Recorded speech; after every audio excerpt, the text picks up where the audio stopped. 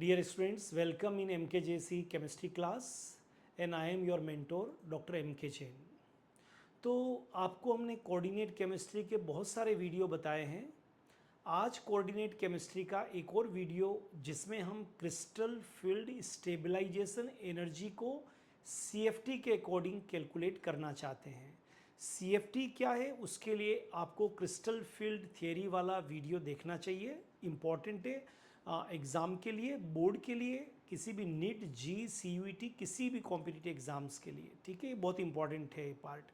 तो आज का जो हमारा टारगेट है, how to calculate crystal field stabilisation energy by CFT concept. CFT concept से हमको CFSE निकलना है. अब आपको दिया क्या जाएगा, you have provided complex compound, right, hexaamine cobalt third chloride. You have provided this compound. Primary and basic requirement information you need before calculating this crystal field stabilization energy. For that purpose आपको सबसे पहले इसका primary valency देखना है.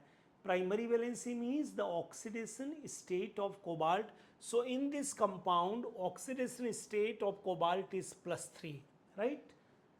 And secondly, coordination number is 6.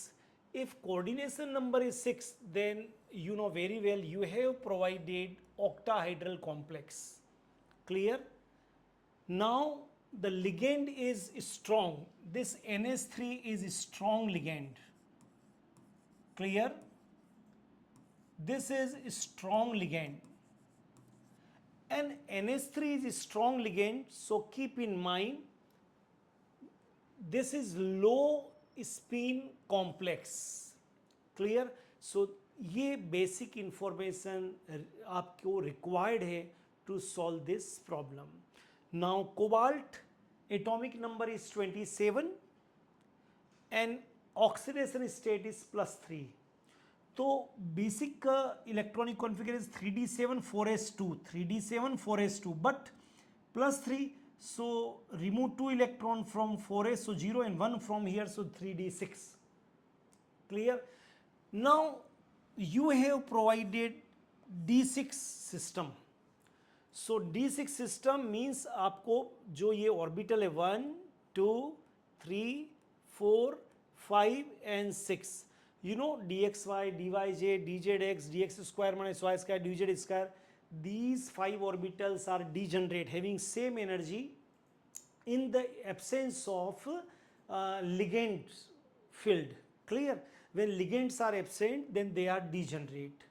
Now the ligand is very strong, so when strong ligand interact with the d orbitals, then splitting takes place and it divides in two parts according to crystal field theory. One with the less energy T2G and one with the high energy EG.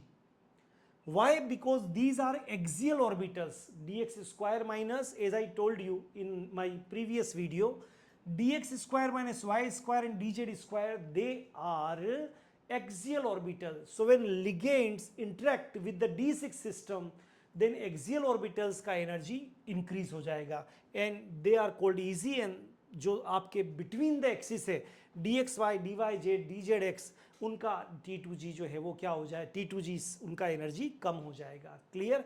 और ये energy का unit है dq और decreases bye -0.4, increases by +0.6. Clear?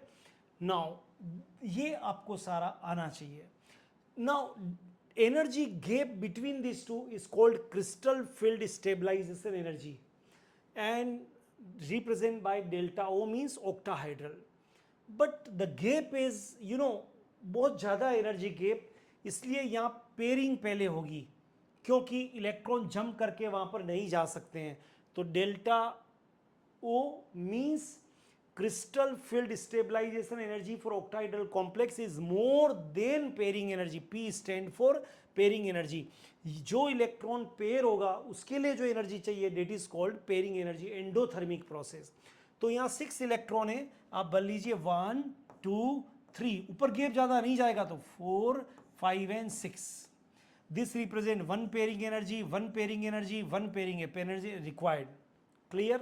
So अब इसको देखकर आप बता सकते हैं all the electrons are paired, so this is diamagnetic. Diamagnetic unpaired electron नहीं है, इसलिए colourless. And magnetic moment is 0 because number of unpaired electron 0 है, तो magnetic moment is 0. Now हम हमारे final part पे आते हैं, how to calculate crystal field stabilization energy for octahedral complex, which is low spin, means the ligand is strong. Clear? So according to formula, put the value in formula. So crystal field stabilization energy for octahedral complex is equal to minus 0.4 multiply with number of electron in T2G. So 6 electron in T2G multiply with 6 plus 0.6 into multiply with number of electron in EZ. Now this one is empty, so 0. Unit is energy, unit is dq plus pairing energy. But in this case pairing energy 3, because 3 times pairing takes place.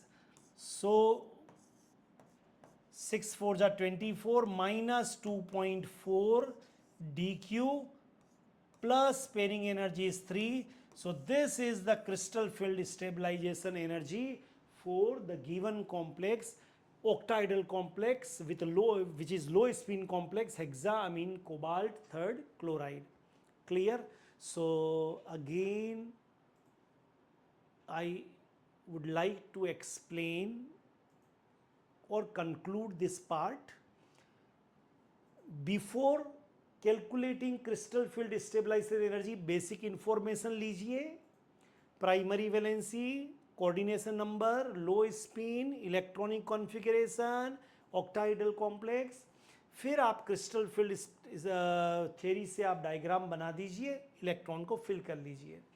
Use formula और T2G और EG के electron को आप काम में ले सकते हैं, उनको मल्टीप्लाई करके, और आप ये delta naught means crystal field stabilisation energy for octahedral complex निकाल सकते हैं.